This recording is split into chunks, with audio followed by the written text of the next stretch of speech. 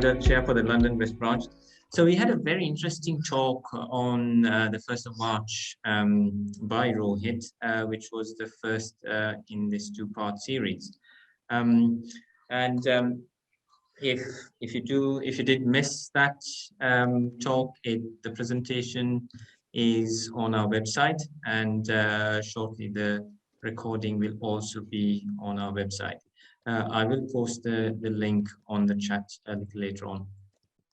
Today, Rohit is continuing that series, and he's going to talk to us about the different strategies for a successful agile transformation.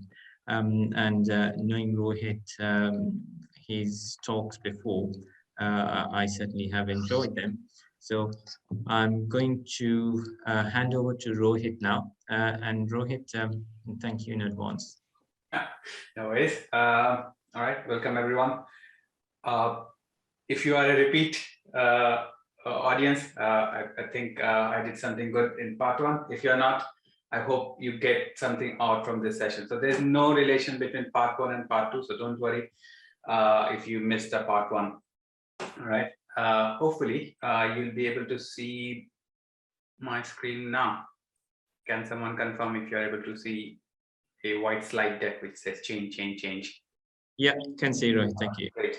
So just to give a background, this talk is about understanding what means by being agile and how is it different from doing agile. If you have a background in organizations in the agile transformation journey, you would have heard, let's be agile, let's not do agile. So the part one was to understand what really means by being agile and what means by doing agile. And then there are some strategies that I have tried, I have failed, I have succeeded, and I'm trying to share those in this two-part series. And you might say, I don't agree with you, but this is something which I have experienced with. These strategies have helped me in moving forward in terms of transformation journey within organizations. Okay, so this is me. This is you can connect with me on LinkedIn. If you have any questions of whatever I say today, you can raise your question in the chat during the session, and I'll try to have at least 5 to 10 minutes at the end to have that kind of conversation with you, where I can give my viewpoint of on your question. But if you have any more questions outside this session, feel free to reach out to me on LinkedIn. I do respond. Okay, might take some time, but I do respond. So that's me. I work as an enterprise agile coach. I am also an IC Agile trainer. I teach about agile coaching, facilitation, agile enterprise level transformation, and most of these strategies are part of my sessions, which I'm just trying to share here. I'm also a life coach from ICF, and then that's my wall of badges for you. But I'm just going to walk through what I covered in part one quickly. We talked about what is agile. We talked about agile in software development from book on large scale Scrum by Craig Larman. I used this picture from Dr. Ahmed Sidki to define what is the meaning of being agile and what is the meaning of doing agile. Just a quick summary. The right-hand side are the practices. If you are focusing only on practices rather than on people, the human aspect of an organization who are really going to use those practices, you are doing agile. But if you focus on empowering people, educating people, and helping them decide which practices work for them, you are trying to be agile. You might need to educate them about different practices, but then you let them decide.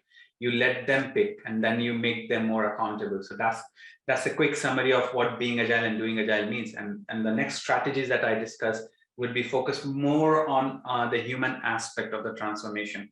Okay, so a quick one. So I covered. I did ask Ram if he remembered how many strategies did I cover. He said 8. So the first one was having a purpose, having a purpose for your transformation. And the key statement here was Your purpose should have some emotional connect, some challenge for your organization and your part of your organization, your team, to get a direction. If being agile is your purpose, your transformation might be in trouble, because agile is a vehicle to achieve a goal. Agile is not the goal. Agile is a vehicle to achieve a goal. That was a quick summary on what this purpose meant. Leaders championing the purpose. So you need to have someone from the leadership, one or more people trying to champion this purpose, supporting the teams, building that safety net for everyone to, try their best and move forward. This was just for fun. Transformation team, having the third strategy was to build a team which aligns to this purpose, who can go and spread out. Generally organizations have teams, transformation teams of coaches, Scrum Masters, even transformation leads, who are trying to build this culture and spread this idea across organization.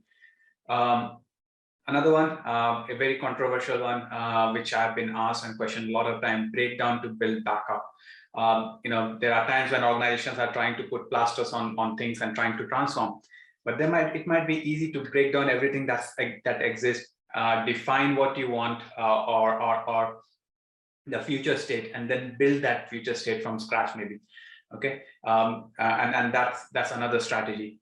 Alignment to the organization. Again, this is this transformation is a journey for everyone. You cannot just have it for one team or few teams. You have to have everyone part of this journey. So you have to have alignment across the organization. And how you do that? You can have different ways of communicating, engaging with your organization team members. It can be OKRs, it can be product vision and stuff. Have a transformation adoption strategy. It can be anything from Apgar model to Kubler-Ross. This is basically a change cycle. But the idea is to move forward. Don't let the teams to go back. There's a scare or fear zone. So identify an adoption strategy and try to inspect and adapt and move forward. Okay, and find that new state. The next one was to slow down to speed up. Generally, everyone's focused. Many organizations that I've worked with is very delivery focused. We can't stop. We can't even think about doing anything different. If you're doing the same thing again and again, don't expect anything different. Right. So there are times when you need to slow down, understand, inspect, and adapt, and stop starting, start finishing mindset, and then you can go fast. So slowing down doesn't mean stepping down. Slowing down means you are pausing to reflect. And that's a very powerful situation or thing to do. The last one that I covered in part one was psychological safety. This was this picture is from Google white paper, where we published 5 key things, or 5 key areas which impacted teams' effectiveness or performance. And in that list, they classified psychological safety as the top aspect that impacts the team effectiveness. And how you build that is, there are different ways that I covered in part one. Now, moving on. So this is the first one for this part two, is the strategy of trusting your teams. Now, what does that mean? What trusting means? Do we really trust our teams that we work with? If so, why do we have to really micromanage at times? Why do we really have to say, no, we want the way we want you to work the way we tell you, right?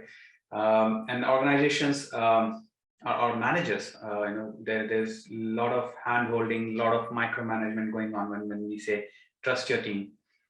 One of the Agile principles calls out building an environment where motivated teams are eager to do better. Okay, so as transformation lead, as manager, as leaders, one of the strategy should be, or has to be, to build an environment where you trust your teams.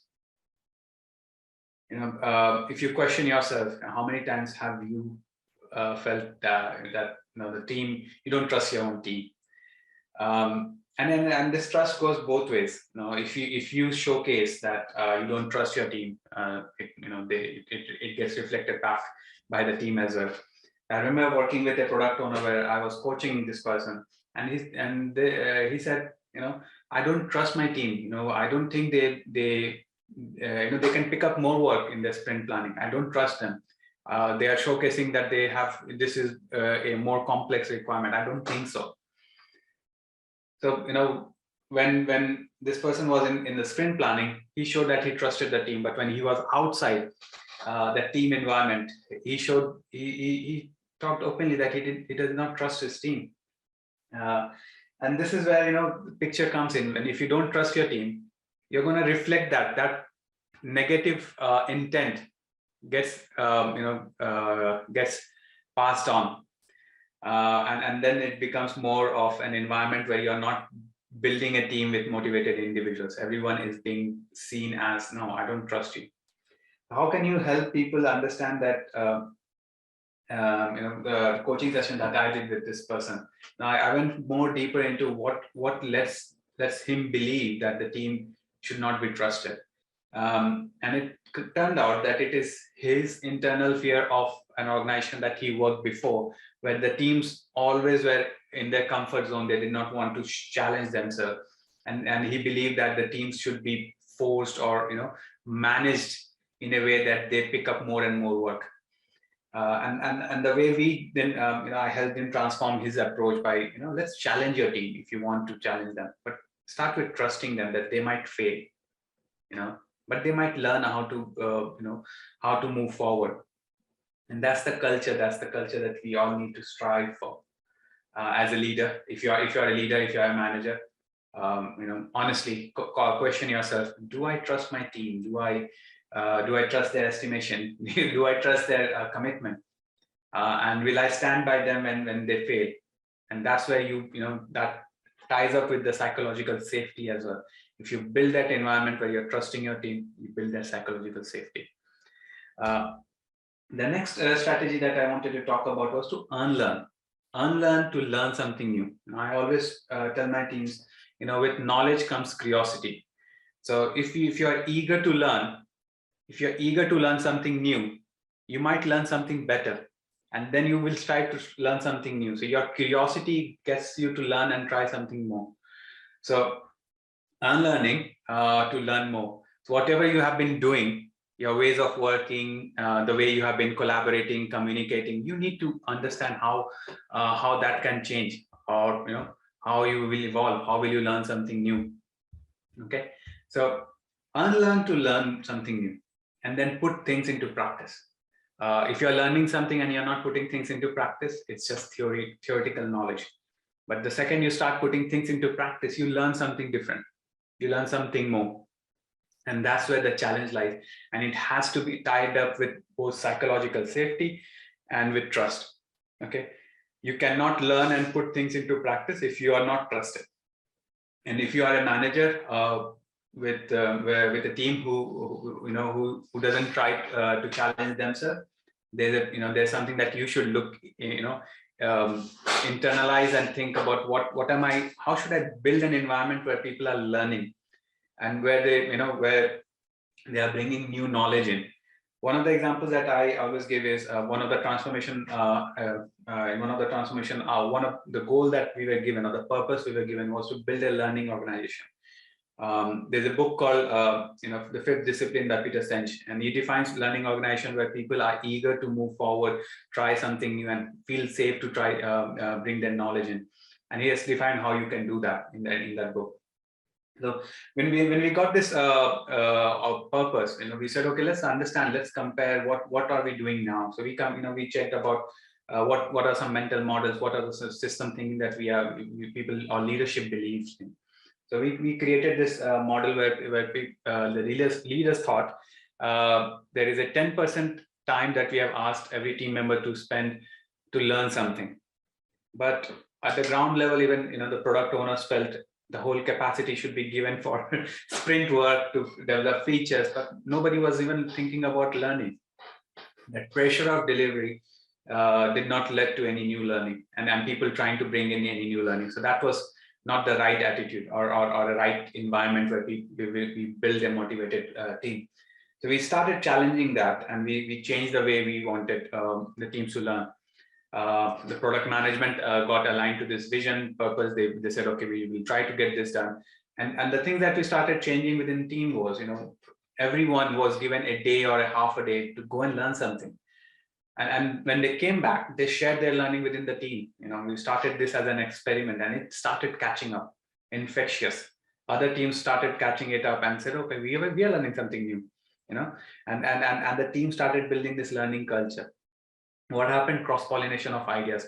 Two different product teams were sharing, oh, I learned something new, let's share. And we built a platform where every Friday we had someone come and speak and talk about what they have learned.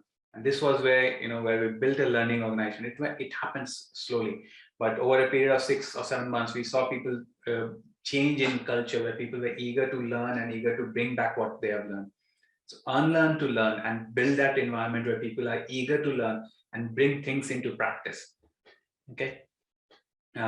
Sorry, if you have any questions, do put it in the chat. I'm not looking at the chat right now, but then I will. The next strategy is having maturity assessments. Now, assessments, if you have been or you are part of any transformation, you will see people talking about assessments.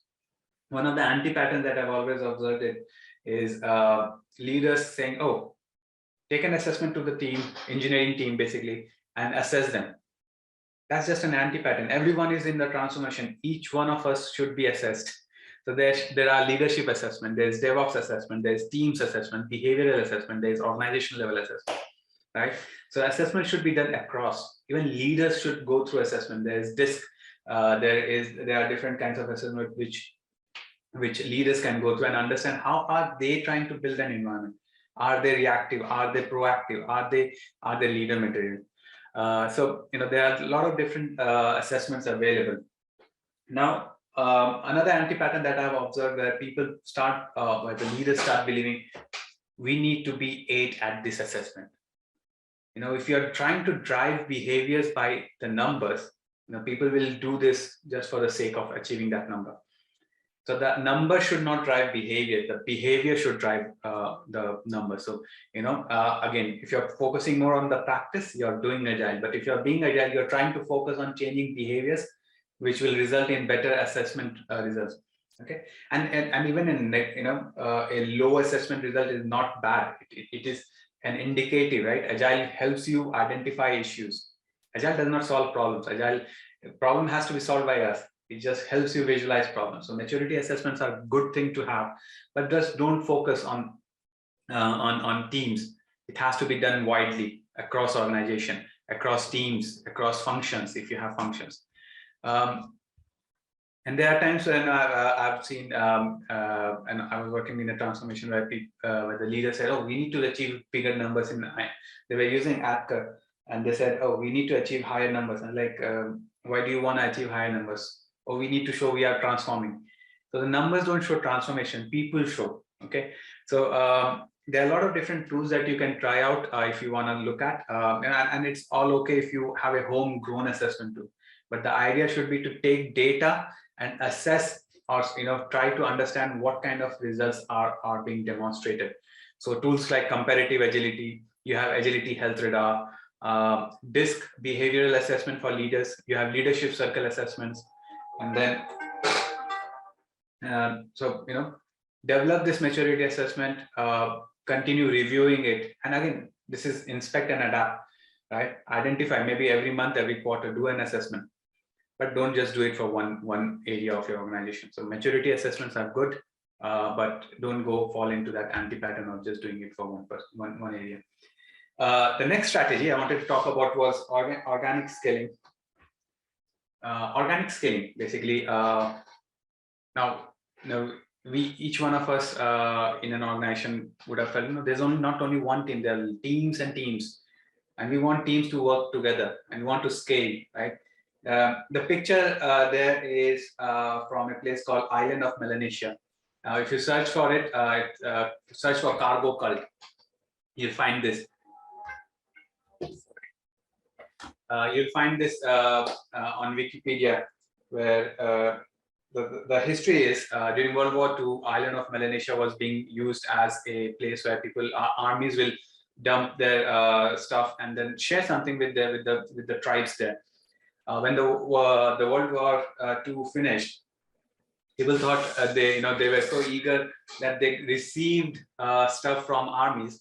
They thought, why has it stopped suddenly? They did not look at the bigger picture. They copied what they were doing. So they created dummy runways where aeroplanes can land. They created radars. They had these goggles made out of wood. They thought, if we do this, armies will come back and provide those stuff again. But they were not looking at a bigger picture of what was leading people to come on their island and do things. So when when scaling happens, organizations start copying practices without even thinking of a bigger picture.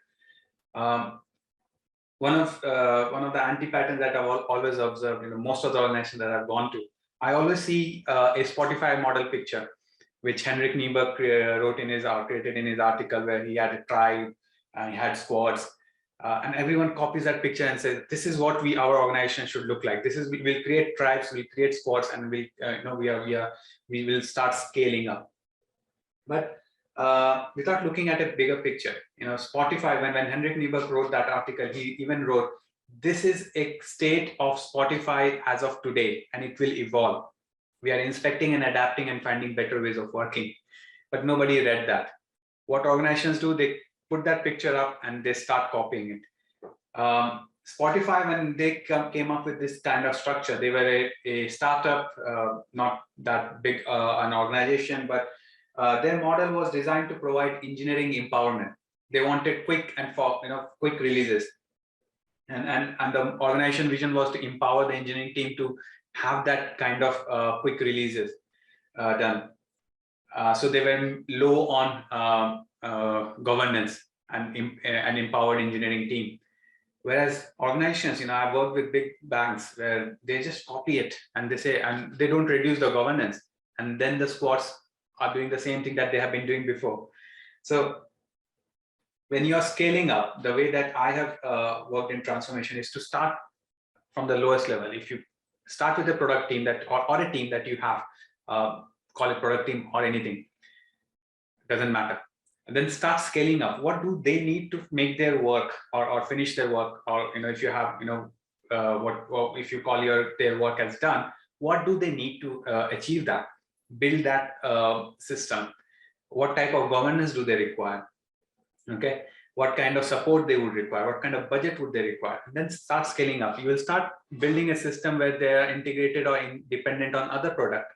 Take that product again and then start building that space. Again, it aligns to the breaking down and building up culture approach, but it helps you build your own solution for your own problem, right? So if you just copy Spotify or Safe, you first don't understand your own problem. You're just pasting a solution that you think might work, and you're not putting in inspect and adapt loop of, if it is not working, what should I change in this framework? It's okay if you want to copy Spotify, but don't just stop at that picture and say, this is what our organization would look like. Don't just copy Safe and say, this is what our organization would look like or work on. Have that inspect and adapt loop. Pick and choose what works for you. Okay. So, don't copy, don't copy solutions, copy approaches to solve your problem. If you think of PDCA, plan, focus mostly on identifying your problem and then plan your solutions. I'm not sure if you have ever heard of a guy called Winston Royce. Winston Royce, his name is associated with what we call as waterfall model, was created by this guy. This guy wrote a white paper called Managing Development of Large Software Systems, and he created this picture of analysis to requirement and all this. Wherever you see waterfall model, his picture would be there. And in his white paper, he said at the very end that this big bulk upfront planning will not work if there is no inspect and adapt loop in this. Okay, though it looks that there's a lot of big upfront planning will help. He warned every one of us, but we choose what we want to hear. We choose the things that we like, and we pick up those things and we work and we forget what might not work. So for me, I believe in organic scaling, and that strategy really helps, because then you are solving your own problem rather than copying someone's solution for their problem and then trying to fit a square peg in a circle peg, all right, circle hole. So organic scaling is another strategy. The next strategy that I want to talk about was embracing empiricism. I'm conscious of times, I'm going to just rush a bit here, but I'll cover what I want to cover. So building transparency, inspection, and adapt at every level, both at leadership level. What are you guys doing? You know, why just the team shows up, builds their transparency and inspect and adapt? Why not the leadership? Okay, embrace empiricism. And transparency means reducing back channel communication, bringing visibility to everything that strategy is being done at leadership level, at teams level, at product level, and build that transparency. And on these three pillars, you can build a culture where everyone is open, feels safe to speak up. Okay, so embracing empiricism is another strategy. This one is a big anti-pattern where we talk about metrics. And if you have been in, if you are working on transformations, you would have heard, oh, let's get the team to build some metrics and let them use it for development or improvement. The thing is, there are times when I've seen anti-patterns like the leadership has decided the metrics and they have pushed it on, go and use this, without even asking the team, is this even relevant to you? What kind of improvement areas would you like to work on? What kind of metrics will work for you? So when I start working, in a transformation, I look at not just at a team level metrics, I look at organization level metrics, value level metrics like ROI, what kind of value are we delivering? And then there are operational metrics like throughput, lead time, quality, and then there are vanity metrics, which is everywhere I've seen a big focus on is called velocity. Okay, and the anti-pattern that I've seen is focusing more on operational and vanity metrics. Okay, the idea should be to have multi-layered metrics where you have focus on value, you have focus on operational, and then you identify areas of improvement. Okay, another anti-pattern is to as the Goddard's law says, when a measure becomes a target, it ceases to be a good measure. Okay, I've seen organizations saying, oh, let's improve on our velocity. Okay, now the teams will find out how to increase their velocity, right? They will give higher number of story points, higher estimation, and then velocity increases. Wow. And then nothing changes at the real level. So get the team to decide. The way I work, I try to get the leadership to understand what kind of metrics they want to have, what kind of metrics the team would like to have, and then help them, because then you build a culture where they are using what they want to use rather than we push something that we want them to use. All right, so data-driven decisions. The next strategy is called value over efficiency. Now, I have heard most of the times, we want efficient teams. And what does that mean? Efficiency. Are we resources? Are we robots? How can you make a human being more efficient? If we focus more on efficiency, we want people to work 7 hours, 8 hours without even moving. You reduce on value of delivery. You reduce value of delivering what teams can provide. So value, if you focus more on value, you are more customer focused. And if you're if you're looking at productivity, that's machinery. You might not agree with me, but this is where I believe that if you give a purpose to a team, a North Star to a team, and help them build that environment where they focus on achieving that value, and you don't worry about efficiency. Efficiency will come as soon as the team starts working on identifying and believes in themselves. You will start seeing efficiency go up. So, both are good, but more focus should be on value, where the team starts understanding value. One of the anti-patterns that I've seen, a culture where quality and value is not rewarded. They are rewarded over speed of how quickly are you delivering. Just going more in physics terminology, speed is going fast without any direction, whereas you need velocity or going fast with the direction. Velocity will help you achieve something of value to a customer. How do you build that culture? How do you help team? You can have, if you are working in a product environment, you have a product owner, you help product owners to build that product vision. How are you, how that vision is providing value to your customers, and get the teams to be part of that vision development as well. Make them believe that they are a valuable part of an organization. Okay. With that, I need to move on. Let's move on to the next strategy, which is transformation is for all. And that is key. Biggest anti-pattern I've always seen is IT is always considered in organizations as a cost center and business as a revenue generator. And that's where transformation starts failing, because business controls what IT does. Whereas IT is a partner in in revenue generation of an organization. And that's where transformation on an organization level, it needs to change. I've worked in an organization where we had business PMO, business project managers driving budgets, controlling budgets, whereas IT, who wants to improve and do something better, they are struggling because they don't have budget. So what they have to do, they have to live in that box of saying, I will do whatever you ask us to do.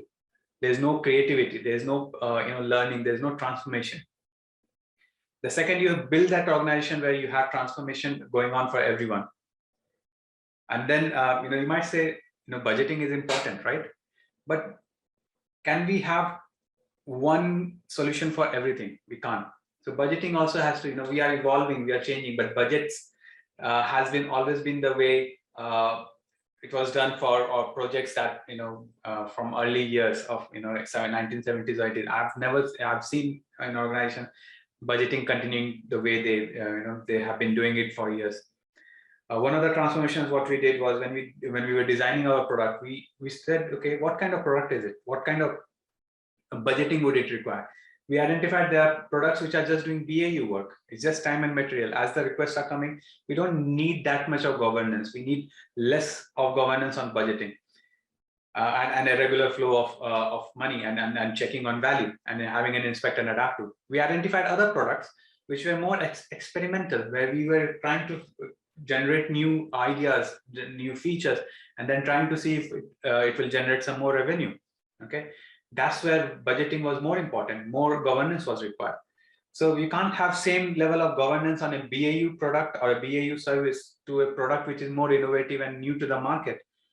And that's where transformation has to understand, and organizations have to understand how budgets will evolve or needs to evolve or to change in this new environment where you want your teams to churn out value quicker to your customer. Your budgeting should not be a blocker. Your governance should not be a blocker. Okay. There are, you might call me out and say, there are, regulatory industry. We need to have some kind of audit as well. So, and I was working in a regulatory industry, and we identified, why are we really doing it? What's the purpose? What kind of documents are required for audit? And we identified, for audit purpose, we need to provide information that's there in another system or in this system. So as we improved our release processes, which was more of quarterly to monthly and then to weekly. And then, just because by asking why, what do we really need for audit? A process where documentation was so important to a process where automation was more, was evolved to cover all the documents that should be provided for audit. But it has to be, looked at. How do we resolve things? What do we need to change in terms of building an environment where transformation for IT teams really happen? I've seen HRs, working with HRs, people saying, oh, HR can be more agile by having a Kanban board for hiring. There's more that HRs can do, employee development. How do we build a learning culture? How do we support employees' development and learning? Can they be, supported in going to a conference? They can help in developing KPIs, which are more engaging. I've seen in organizations where KPIs are conflicting, where a manager's KPI is to get everyone, keep everyone busy, whereas someone else has another KPI which to drive their own agenda. This is where HRs can come and say, at an organization level, we should have aggregating KPIs rather than conflicting KPIs.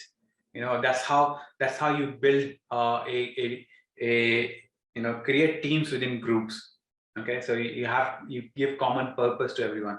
So transformation is a journey for all within the organization. It's not just for IT team. The next strategy was, and I'm almost at the end. So coaching mindset. Now mindset shift, right? And you would have heard during transformation, we need to have coaches. What do coaches do? It is not just we don't just bring in coaching mindset. We help people develop that mindset. It helps driving a culture where, rather than saying, how can I help you meet my KPI, to transform into how can I help you achieve your goals, right? If you are in an environment where your KPIs are and you're working for your own agenda, coaches help you identify how you can move forward. So a mindset shift where you're moving away from self agenda or self goal to a purpose or bigger purpose for an organization. You move away from hierarchies to networks, building communities. You move away from controlling to empowering. You move away from planning to experimentation, and you move away from keeping confidentiality or privacy to more transparency. So coaching is really helpful. And I have anti-patterns that I've observed. Leaders don't understand what coaching means. I've worked in organizations where transformation leaders don't understand what coaching means. And for them, everything is coaching. Oh, can you go and coach them? Why do they really need coaching? What are you trying to do? Oh, can you help them deliver faster? Go and coach them. That's not how coaching works. So understanding as a transformation leader how coaching can help. What does really coaching help you with? And as coaches, what I try to do is when I go into a new organization, I try to build what does coaching mean, and really help people understand how can we really help. What kind of services do we provide? What kind of agenda that can we serve? And then help people understand how can we help and build that coaching mindset. The next strategy that I had was simplifying decision making, decentralized decision making, and then that aligns to the moving away from hierarchies to network. There are times when we have to wait for our senior managers to come and approve things. Why do we need why do we need that bureaucracy? There's a term called MVB, minimum viable bureaucracy, that you need to empower and build an autonomous team. Simple framework, simple tools, simple practices. Why can't we achieve it? Agile is being simple. Simple thought process of what can be done. Simplify your roles, simplify your responsibilities. Don't say, oh, anti-patterns that I've observed in roles and responsibility. People don't understand, what am I supposed to do? What is this guy supposed to do? Have a clear understanding, have that team charter, build an understanding of where my responsibilities or accountabilities lie. How can I help? Simplify that, build that visibility of what I need to do, what others need to do. Simplify your organization structure. I've been in a lot of organizations where there are so many point of contact. I don't know whom to contact for what. If I have to go for contact for release, this person. If I have to contact for DevOps, this person. If I have to contact for infrastructure, this person. Project, this guy. This product, this guy. So simplify your organization, build that roles and responsibility, and build that transparency for everyone to go and ask for help. And decentralize, decentralize control and help people take the right decision. If you have read a book called Turn the Ship Around, if you have not read it, it talks about a captain on a nuclear submarine, which he had no idea. He had never been a captain on a nuclear submarine, but he knew his team knew about the ship, and then he moved the way he restructured or built a culture where everyone. He said, I was the only brain and I had 100 more brains, and how he changed the culture where those 100 people stepped up and helped in decision making. Okay, there's a very good YouTube video on it, which summarizes the book as well. So if you don't have time to read the book, go and watch that video as well. So the last strategy is to talk about it begins life begins at the end of your comfort zone. So it's it's not easy. Transformation is change where there's fear, and fear for everyone. But over the process, I like to have fun, and I like to show a video right now where I say what it means by start a movement. So hold on, let me share my screen. Let me.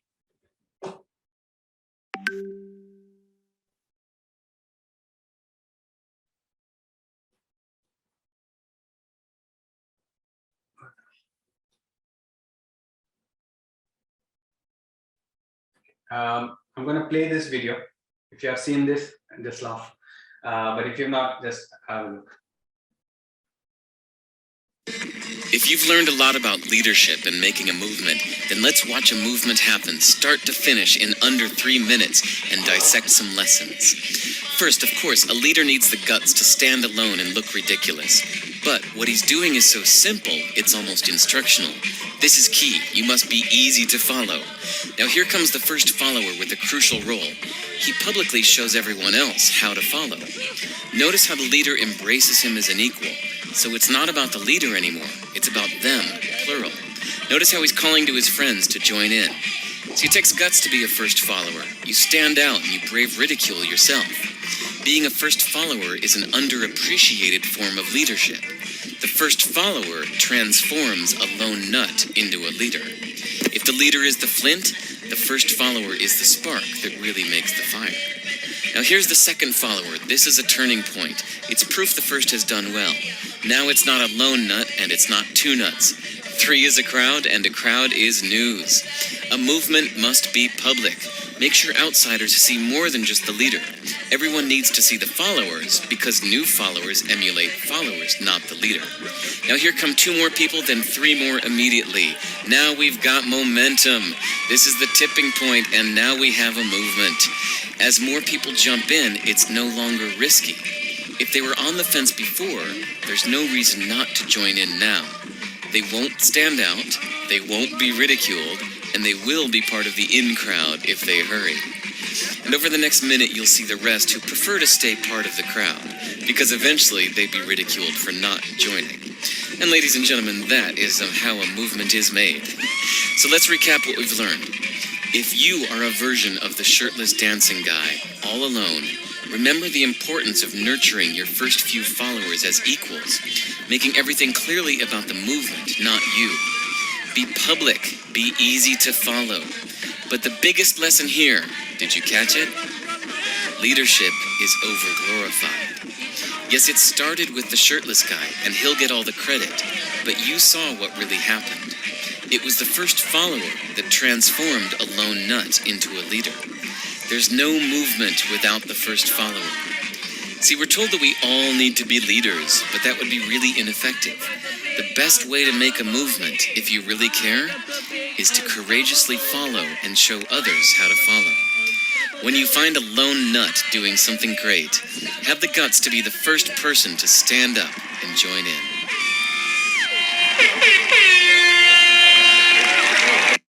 All right. So, an inspiring video, I believe. So what do you take out of that video, right? So it's not easy. It's a change, there's have to be safety, trust. Many a times, I've not got first followers. It requires courage. But when I see someone, you don't have to have everyone in your organization to come up with new and brilliant ideas. You need to have few brilliant ideas and a lot of people aligning to those ideas.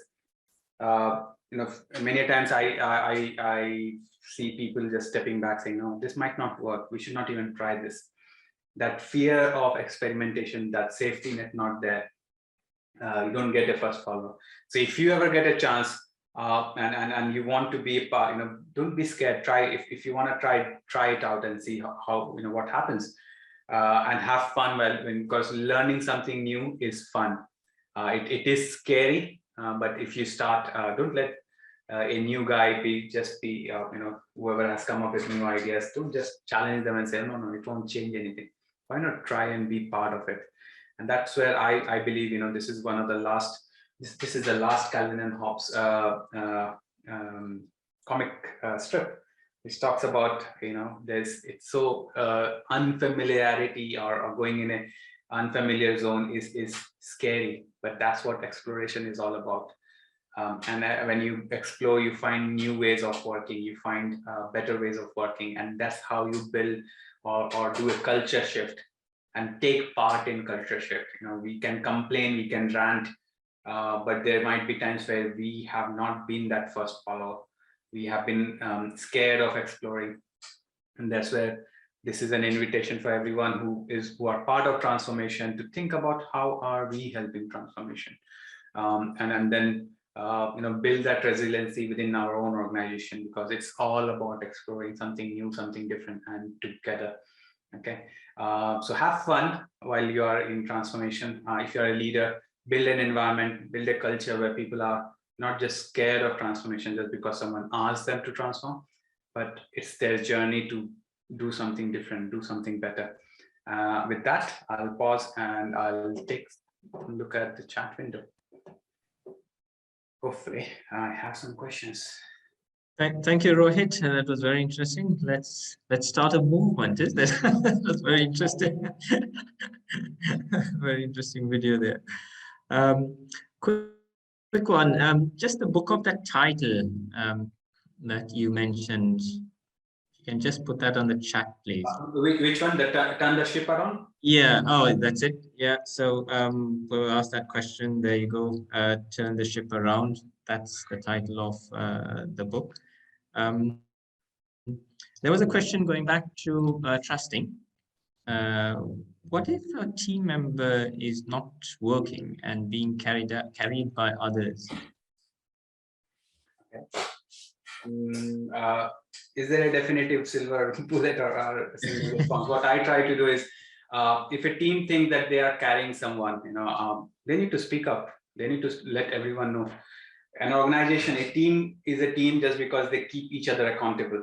Okay, if you're not, if you don't feel accountable for others, and you can't be open to speak up and say, I believe you need to, step up. What will you need to step up? Do you need technical information? Do you need any support? Do you need some training? What's stopping you? I always believe, rather than going upwards and escalating, why not have that conversation and find out what can be done? And I believe most and many team members, they have all got positive intent. There's something that's stopping them if they're not able to, come up to your expectation, and having that honest conversation. When I work with team, I try to build that safety of or a team engagement of what would you like to speak to each other, and it opens up a space where people share feedback.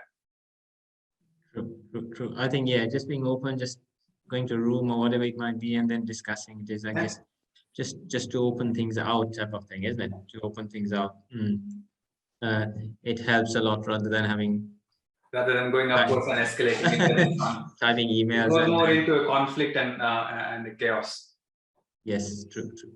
You had some very interesting sort of comments on sort of coaching, which is, I think, very true, because sometimes you say, oh, go and coach that person, and is that more of a tick box exercise, or do we need to look at differently?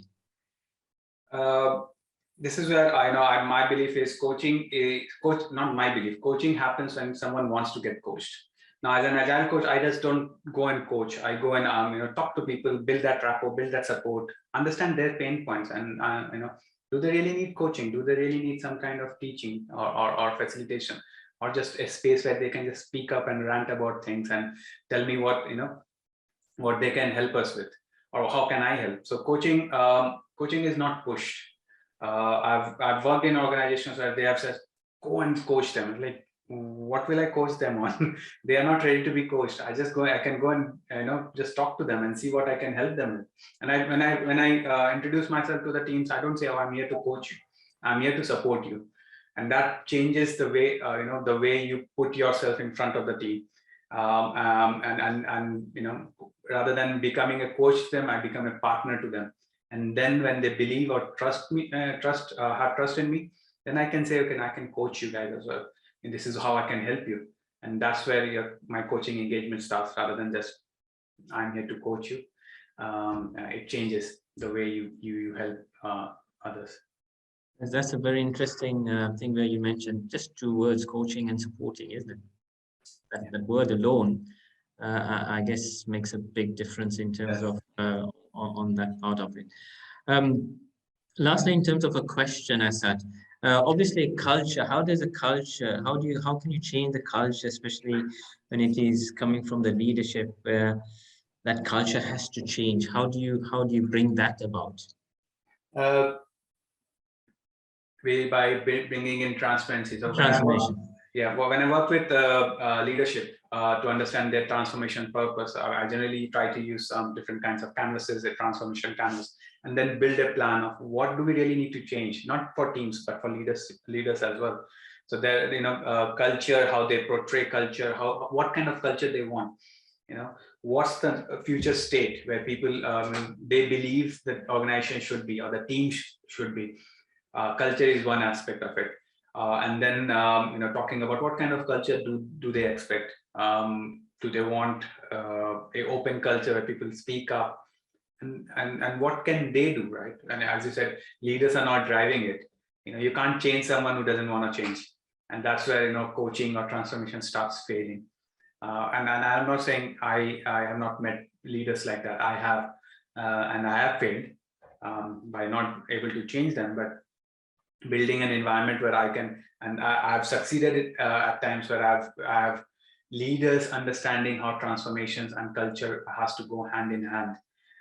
So it's not a utopian environment everywhere. And as I said, I'm not I've not succeeded everywhere. I have failed as well. But that's an example of where I have not been able to change or make it, my strategy of leadership championing a purpose has failed. Yes, thank you, thanks. That's so true. There's a question that's just come in. How do you, may have answered this already, how do you define coaching? Some people have different ideas, where I now, when they say coaching, they mean something more like what I call training, or even, sorry. So it's something like, what would you define by coaching, I guess? So as I said, when I start working in an organization where a coaching team is there, or I try to understand how is coaching perceived everywhere within the organization. So we start with roadshow, basically showing off, what is coaching all about, what we bring in, what coaching really means. If you have read a book called Coaching Agile Teams by Lisa Atkins, she defines it as 4 key competencies like teaching, mentoring, facilitating, and coaching, and bringing the skill sets from coaching towards all the other competencies. And that's where we try to educate the organization. We build, we run, we try to run more of talks, so people coming in. And we try to, how can we help you? What do we really mean by facilitation? We don't mean facilitation by facilitation we come and facilitate your events. Facilitation can be at strategy level conversations, and facilitation requires a lot of different things. Mentoring, because we are we are considered subject matter experts in terms of coaching, agility, and lean practices. We can mentor someone who wants to learn. And I've mentored a lot of Scrum Masters, or some people who want to move into Scrum Mastery. I've mentored lots of people like that. And then teaching, as subject matter expert, I like to, we might have to run more sessions and stuff.